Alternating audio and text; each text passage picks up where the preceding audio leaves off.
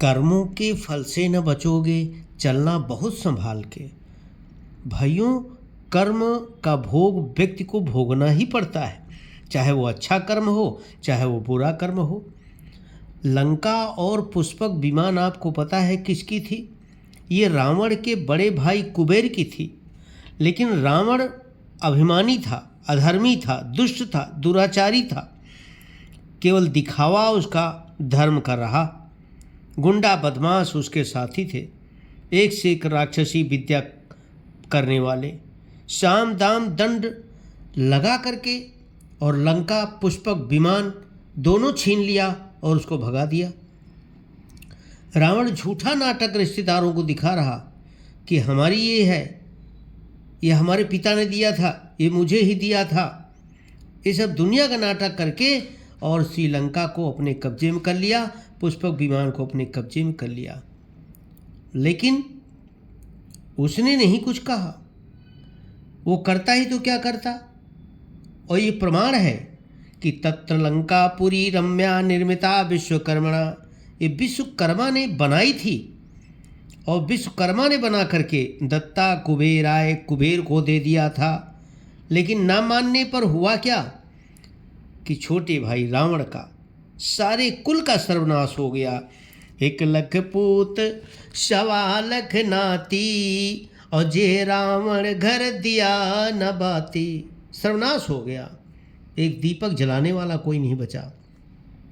रहीमदास भी कहते हैं कि रहीमन या संसार में भाई भाई को खाए, और बिन पानी के मीन जो तड़प तड़प मर जाए। उसकी ये दुर्दशा होती है कि वो तड़प तड़प करके उस बिना पानी की जैसे मछली तड़पती है वैसे वो तड़प तड़प के मरता है। महाभारत भी कहती है हमारी कि तत्पापम सप्त जन्मानि दहते वन संशयः।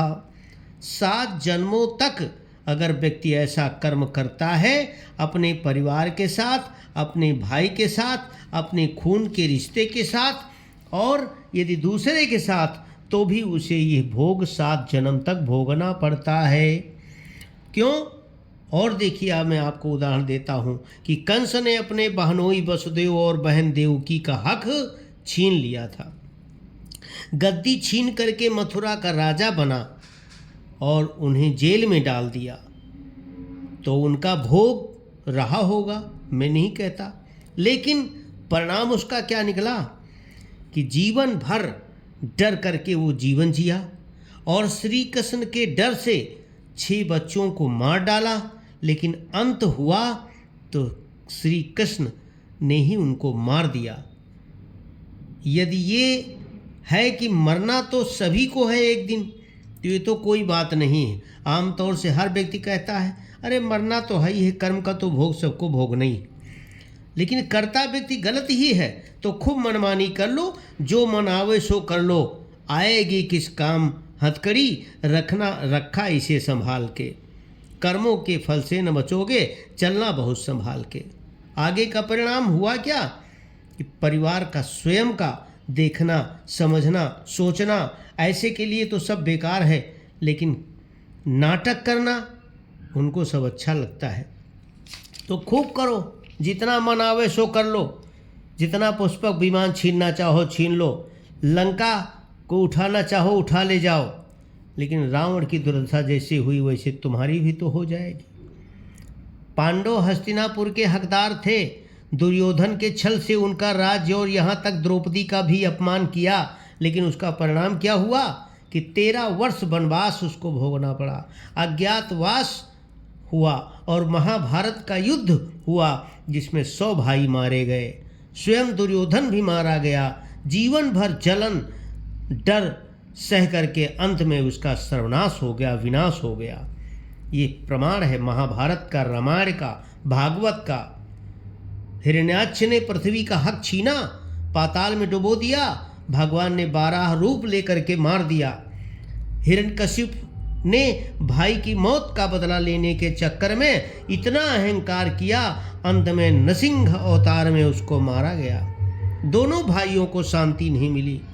तो पुराणों वेदों में बार बार आया है कि पराया अर्थात भाई का हक या दूसरे भाई का हक यदि किसी ने छीना है तो ये समझ लो कि वो भी तुमसे छीनेगा। मारोगे तो वही श्राप बन करके टूटता है। अंदर से बेचैनी, अंदर से तड़प, बनावटी तो भेष रहता है कि पैसा हमारे पास बहुत है, महल बन गया है, गाड़ी हो गई है, सुंदर सी बीबी हो गई है, बच्चे सब लाइन से लग गए हैं, लेकिन तड़प तड़प करके अंदर से आत्मा मारेगी तुम्हें और तुम रह नहीं पाओगे। तड़प तड़प करके अंदर से रोओगे, अपने सगे खून के रिश्ते से भी नहीं कह पाओगे। ये उसका नतीजा होता है।